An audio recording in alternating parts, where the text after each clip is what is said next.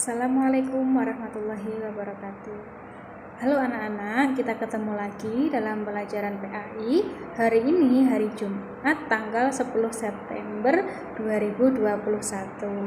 Pada pertemuan kali ini, Ibu akan membahas tentang kisi-kisi yang akan masuk pada besok PTS PAI minggu depan. Ingat, PTS PAI minggu depan dimulai, atau PTS sekolah akan dimulai minggu depan, mulai hari Jumat sampai dengan minggu selanjutnya. Nah, untuk minggu ini kita akan membahas kisi-kisi yang akan keluar di soal PTS. Ingat, kalau soal yang keluar itu sekarang sudah AKM. Jadi anak-anak semuanya harus membaca semua soal dengan teliti, harus memahami semua soal, harus memahami semua materi dengan baik dan benar. Oke, jadi hari ini kita akan membahas tentang materi-materi atau soal-soal yang akan keluar di PTS. Dan jangan lupa untuk berdoa sebelum memulai pelajaran. Jangan lupa juga untuk sediakan buku catatan. Silahkan kalian catat kisi-kisi yang Ibu sampaikan hari ini, karena semuanya akan masuk di PTS. Ibu harap dengan adanya kisi-kisi ini, nilai kalian semua akan benar-benar bagus dan tidak perlu ada remedi. Ibu juga berharap tidak ada yang absen atau tidak mengikuti ulangan PAI ya. Oke, sekarang kita mulai pembahasan yang pertama mengenai soal PAI.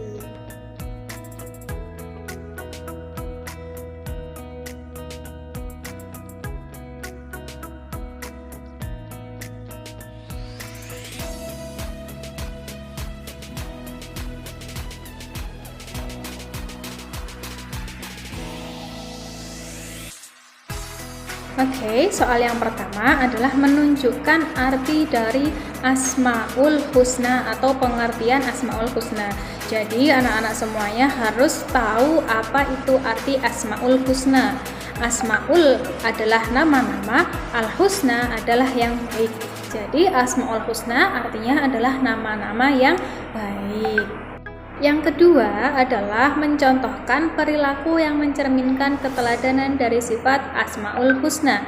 Nanti kalian anak-anak harus bisa memberi contoh dari masing-masing nama Asmaul Husna yang Ibu sampaikan di pelajaran sebelumnya. Jadi kalian harus tahu Asmaul Husna, As-Sami artinya apa, Al-Basir artinya apa, dan lain sebagainya. Sudah pernah Ibu sampaikan di materi sebelumnya. Jadi dibuka buku paketnya, dibuka lagi videonya. Kalian harus memahami 5 arti Asmaul Husna dan juga 5 kata Asmaul Husna.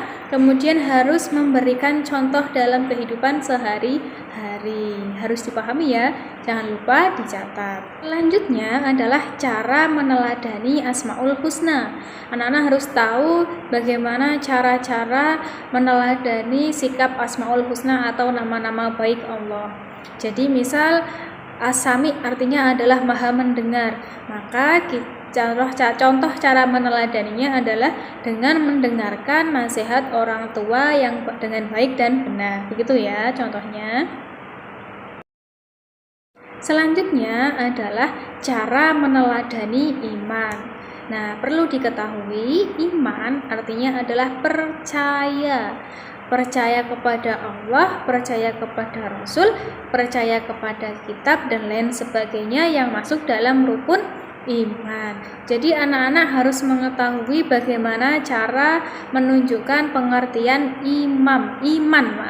cara menunjukkan pengertian iman. Iman artinya adalah percaya. Untuk lebih detail kalian buka buku paket ya, bab Asmaul Husna. Dibaca lagi materinya. Soal selanjutnya adalah menyebutkan keutamaan sholat berjamaah. Jadi anak-anak harus paham hadis yang menjelaskan tentang utamanya sholat berjamaah, kemudian pahala sholat berjamaah, kemudian sunnah-sunnah sholat. Nah, itu kalian pahami ya. Itu untuk kisi-kisi soal nomor selanjutnya. Nah, lanjutnya adalah menjelaskan hukum sholat berjamaah.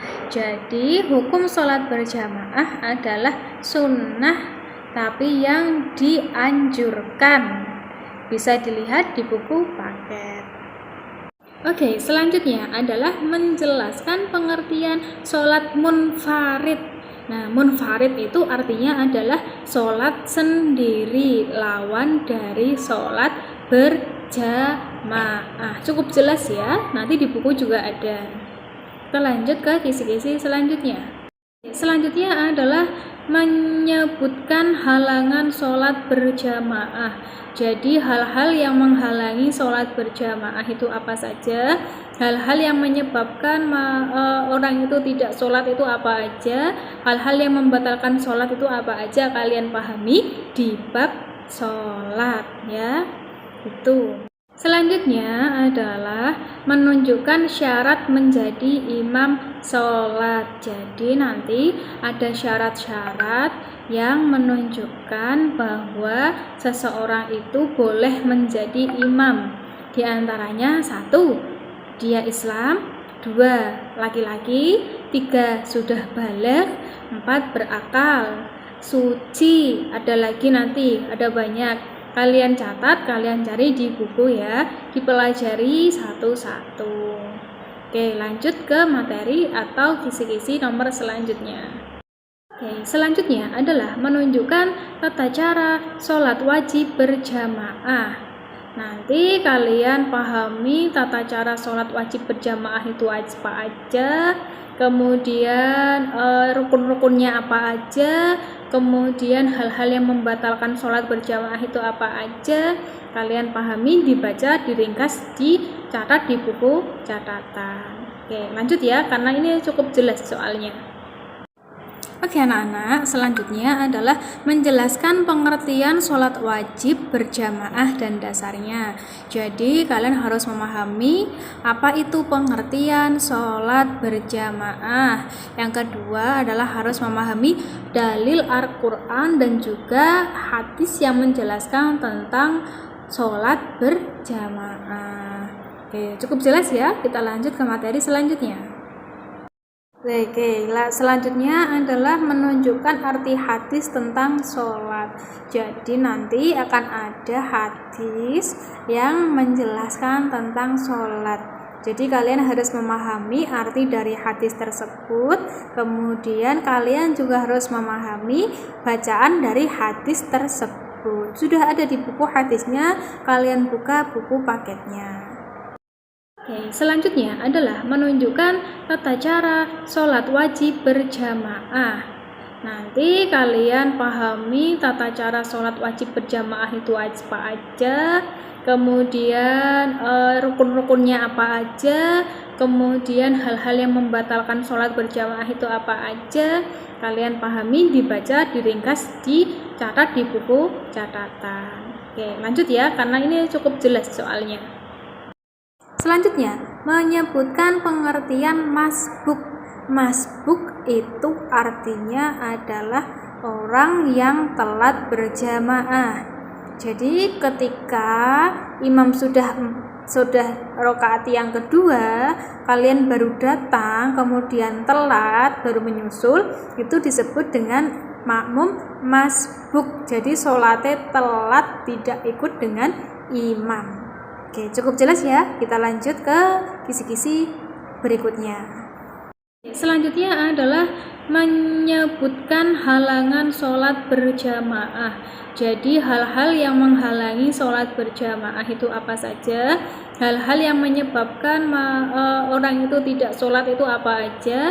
Hal-hal yang membatalkan sholat itu apa aja? Kalian pahami di bab sholat ya.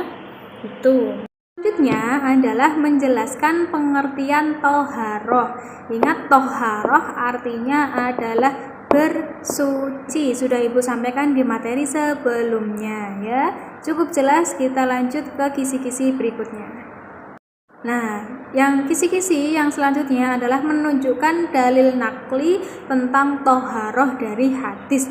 Dalil nakli adalah dalil atau hadis yang menjelaskan tentang bersuci. Jadi bukan ayat Al-Qur'annya, tapi hadis. Nah, itu ada hadisnya. Salah satunya adalah an-nadzafatu minal iman, kebersihan sebagian dari iman. Tapi ini hanya salah satu. Untuk lebih lengkapnya kalian lihat di buku paket. Selanjutnya adalah menunjukkan tata cara bersuci dari hadas kecil berdasarkan syariat Islam. Ingat, bersuci kalian harus memahami cara bersuci dari hadas kecil. Nah, tentunya ketika menunjukkan tata cara bersuci dari hadas kecil, kalian juga harus memahami apa yang disebut dengan hadas kecil. Kemudian apa saja hadas kecil, itu kalian harus paham itu terlebih dahulu. Sudah Ibu sampaikan di video sebelumnya. Silahkan dipelajari kembali. Bisa juga dibuka di buku paket. Selanjutnya adalah menjelaskan ketentuan bersuci dari hadas besar berdasarkan syariat Islam. Jadi anak-anakku semuanya, kalian harus memahami hadas besar itu apa. Macam-macam hadas besar itu apa? Dan kemudian kalian harus memahami bagaimana cara bersuci dari hadas besar. Cukup jelas ya, karena materi sudah ada di video Ibu sebelumnya. Oke, lanjut ke soal berikutnya. Oke, selanjutnya adalah menjelaskan ketentuan bersuci dari najis besar berdasarkan syariat Islam. Najis besar itu adalah najis mughaladzah. Najis besar ini berasal dari air liur anjing. Jadi cara bersucinya adalah dengan menggunakan air atau dibasuh dengan air sebanyak 7 kali.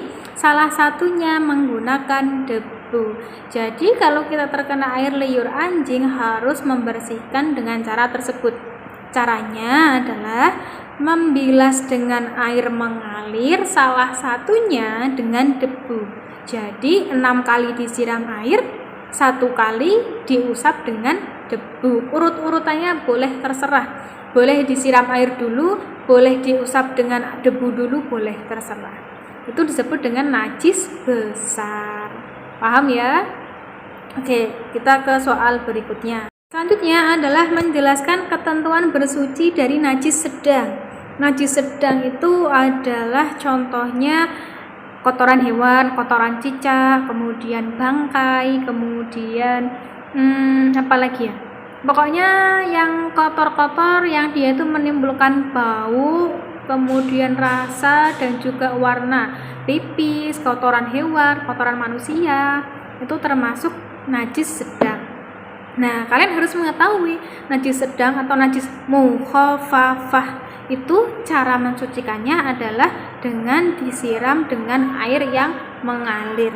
Cukup disiram dengan air yang mengalir sampai hilang warna, sampai hilang rasa, dan sampai hilang baunya.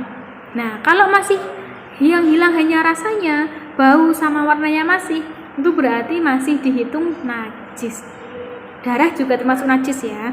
Kemudian kalau warnanya udah nggak ada, baunya udah nggak ada, rasanya masih ada, itu termasuk masih najis. Jadi ketiga-tiganya, warna, rasa, dan bau semuanya harus hilang. Itu cara bersuci dari najis sedang. Ingat, cukup dibasuh dengan air yang mengalir. Oke, paham ya? Kalau tidak, kalian bisa simak video Ibu di pertemuan sebelumnya. Oke, lanjut ke video atau lanjut di kisi-kisi nomor selanjutnya. Oke, yang terakhir adalah menjelaskan ketentuan bersuci dari najis kecil. Najis kecil adalah najis dari pipisnya anak laki-laki yang belum minum makanan lain selain ASI dari ibunya selama 6 bulan. Jadi kalau kalian punya adik umurnya di bawah 6 bulan, tidak pernah makan selain ASI, tidak pernah minum selain ASI, itu pipisnya disebut najis kecil. Nah, cara mensucikannya cukup dipercikan dengan air. Jadi kalian ambil air itu tahu, dikasih ke tangan, diciprat-cipratkan seperti ini. Nah, itu adalah cara bersuci dari najis kecil.